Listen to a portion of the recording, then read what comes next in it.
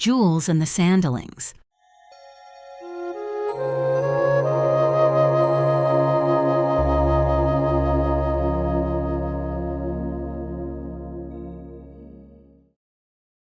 A joyful boy skips onto a dazzling white beach. Barefoot, he wiggles his toes in the soft, warm sand, while the sun beams down and a gentle breeze whispers with the sound of waves and the salty tang of the sea. Beneath a tall, swaying palm tree, its shadows twirling across the sand, he plops down his treasures: a towel, some shovels, rakes, and buckets. Everything he needs to build a grand sandcastle. Right away, he dives in, scooping and patting, splashing water to firm up the sand. He shapes sturdy walls, winding paths, arched gates, and towering turrets.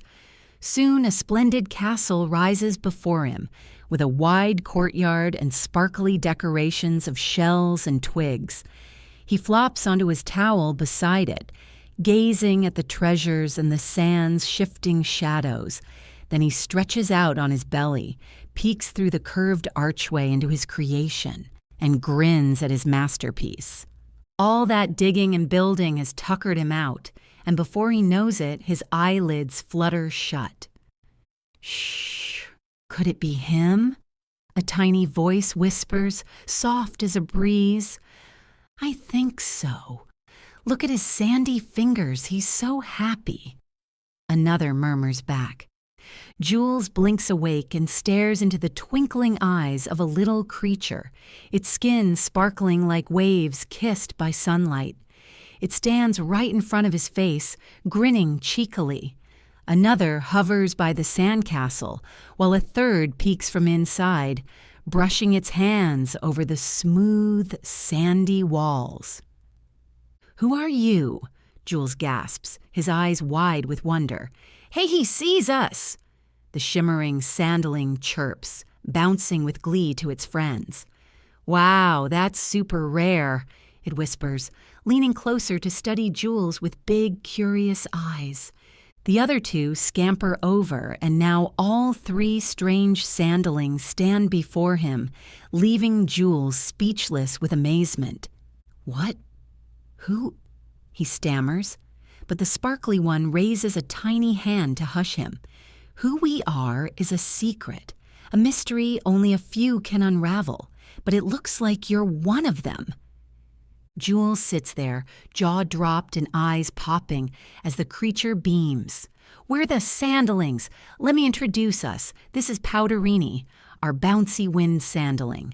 Over there's Mudshulus, a trusty water sandling, and I'm Glitara."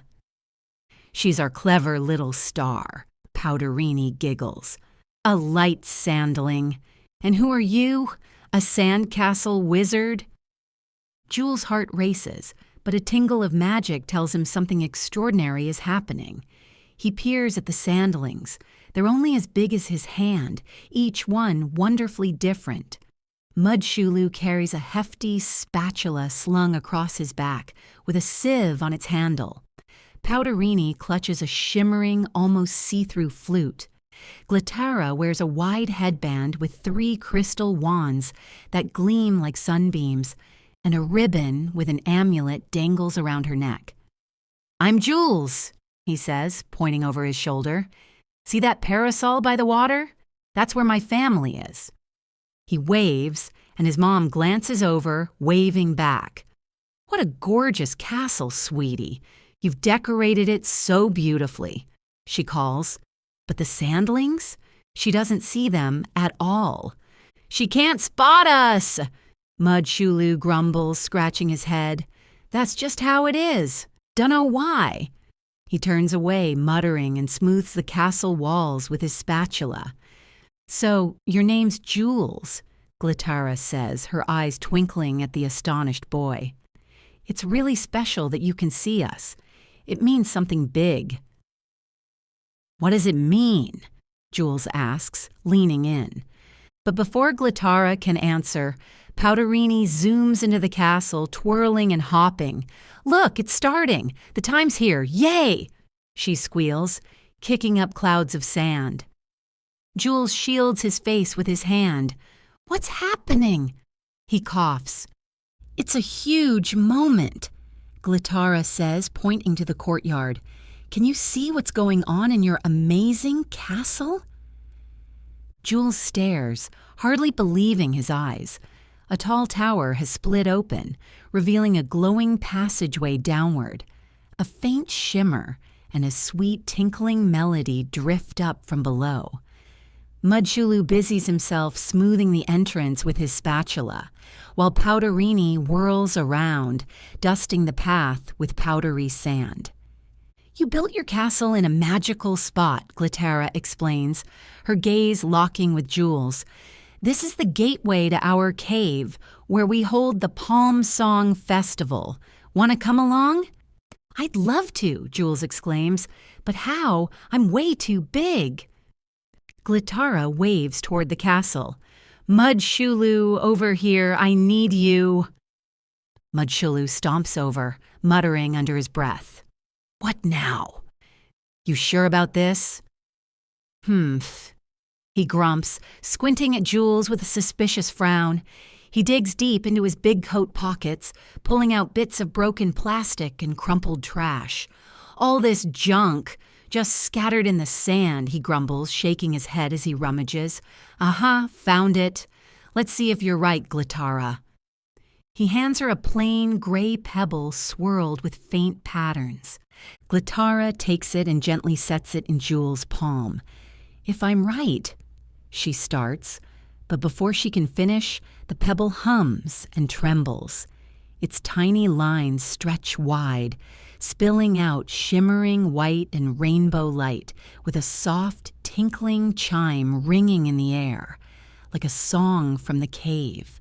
Jules stares, enchanted, as a warm, cozy feeling wraps around him. The stone grows bigger and heavier, or wait, no, it's Jules shrinking smaller and smaller until he's just the size of the Sandlings. Well, Glitara nailed it again, Mudshulu says with a nod. Fine then. Keep that shifting stone with you, Jules. It'll change you back. He gives Jules a hearty pat on the shoulder and trudges back to the castle. This is so cool, Jules thinks, gazing up at the towering sandcastle. Being tiny lets me see everything up close. Powderini zips over, cheering, You're coming with us, let's go. She grabs his hand and tugs him through the archway into the castle. Jules marvels at the silky walls Mudshulu has polished, and the cave entrance glows, warm and inviting. Wait, Glitara calls. Before we head in, I need to tell Jules something. An old legend says a great soul will one day unlock the Shiftin Stone's ancient secret. I think today's the day. What secret? Jules asks, his eyes sparkling with curiosity. Who knows? Who knows? Powderini sings, twirling him into the passageway. The deeper they go, the darker it gets. The air turns cool and damp, like the sea's gentle breath, and the tinkling melody bounces off the walls. Jules' eyes adjust to the dimness, spotting fine palm roots weaving through the sandy walls, the same palm shading his castle above. As he brushes past, the roots shimmer with rainbow hues. They step into a wide, wondrous cave. Smooth rocks poke up from the sand, perfect for sitting. Powderini lifts her see-through flute to her lips, playing a soft tune that dances with the cave's melodies. Nice, nice, Mudshulu grumbles, his gruff face softening into a rare smile. Everyone settles down, listening in peace, when suddenly, wham, a loud thud jolts them all. What was that? They cry, tumbling over each other. It came from the entrance, Jules shouts, and they scramble up the passageway. But it's pitch black. The way out is blocked. Oh no. What now? Powderini whimpers, her voice wobbly. It's a coconut, Glitara says calmly. It must have dropped from the palm tree right into the castle. The faint glow from the roots catches her crystal wands, making them sparkle and light the way again. Now what? Dig. That'll take forever, Mudshulu mutters, grabbing his spatula. Look at the stone, Jules exclaims, holding up the shifting stone. It pulses and glows brighter. When I point it toward the cave, it shines even more. Let's head back and see what it does. Glitara nods and they hurry down again, Mudshulu and Powderini trailing behind. It's vibrating now, Jules says, stretching out his hand. It's pulling me deeper. Come on. They venture further. We've never been this far, Mudshulu rumbles, sticking close to Powderini, who tiptoes nervously beside him. Glitara's amulet and wands flicker with shifting colors, splashing bright dots across the walls. Look, she cries. One root glows differently, and there's a tiny hole, light spilling out, and there's a new melody. Hear it? Powderini's flute hums on its own, joining the sound. Glitara edges closer. Jules, you're the digging champ. Help me see what's behind it. Jules tucks the glowing stone in his pocket and starts scooping. Mudshulu steps up. I'll pitch in, he says, and together they dig, roots dangling overhead as a sandy hill piles up beside them. Suddenly, a big chunk crumbles away, and warm light floods through a wide opening. They peek inside, jaws dropping in awe. Oh, so beautiful, Powderini trills, hopping up and down. I've never seen anything like it, Jules whispers, his eyes huge with wonder. Me neither, Mudshulu admits, his voice soft with admiration. It's incredible, Glitara beams. We found it. The legends were true, and it's even lovelier than I dreamed. Jules, you led us here. Without you, we'd never have discovered this magical place. If that coconut hadn't fallen, we wouldn't have looked, Jules says, and the shifting stone showed us the way. True, Glitara replies, but it never guided us here before. It chose you, Jules, and you bravely followed its signs, just like the legend promised. Jules grins shyly. Maybe so. Powderini flings her arms around him. So exciting! Thanks, Jules. I'd never be that brave. Mudshulu gives him a gruff nod of approval.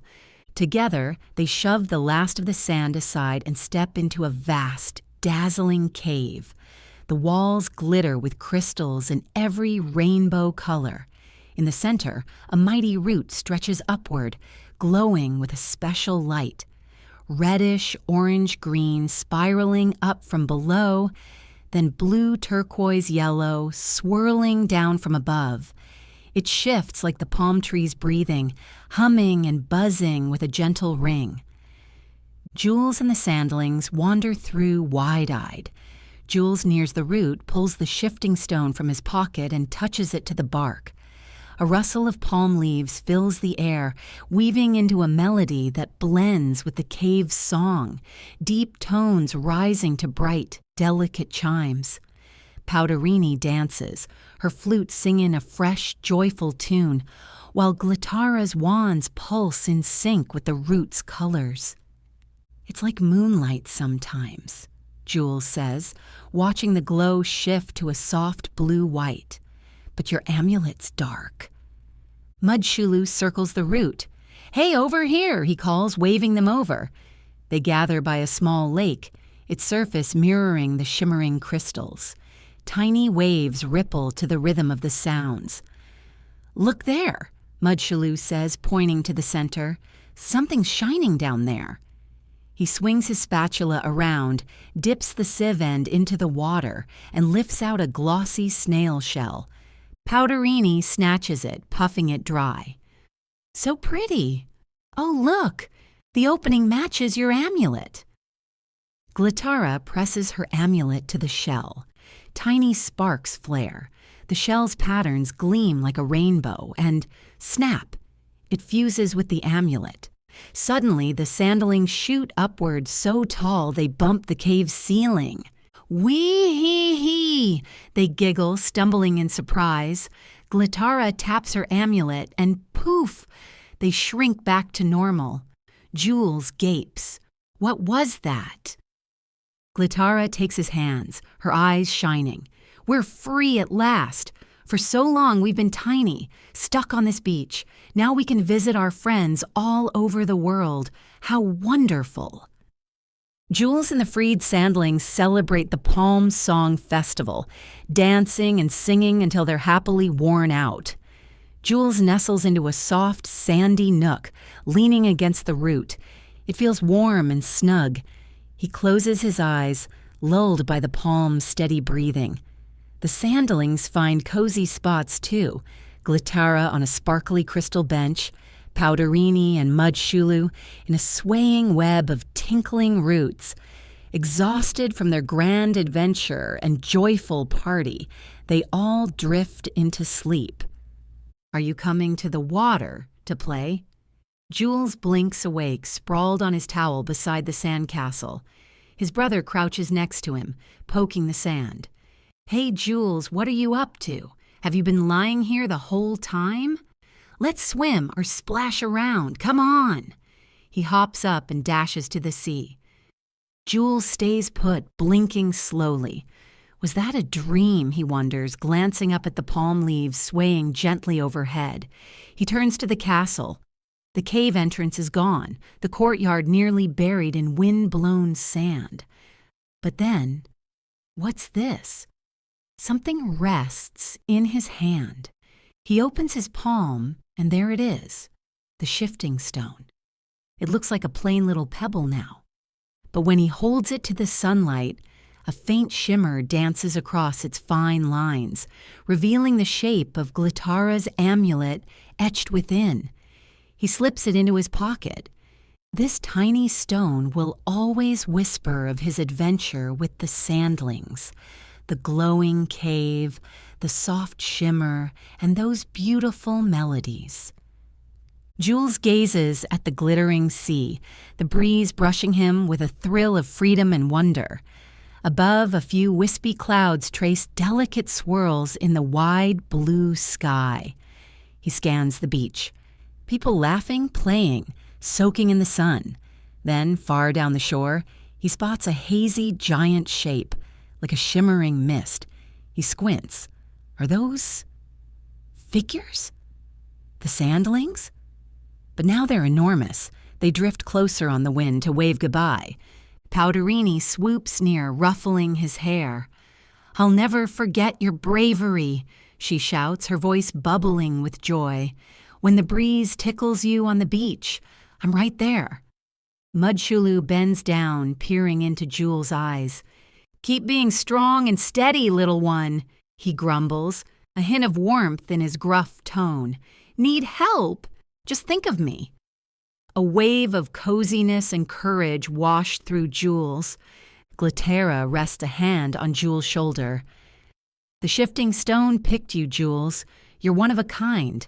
Don't ever forget that. She brushes his arm, and a faint glow wraps him for a moment. Jules' thoughts turn bright and clear.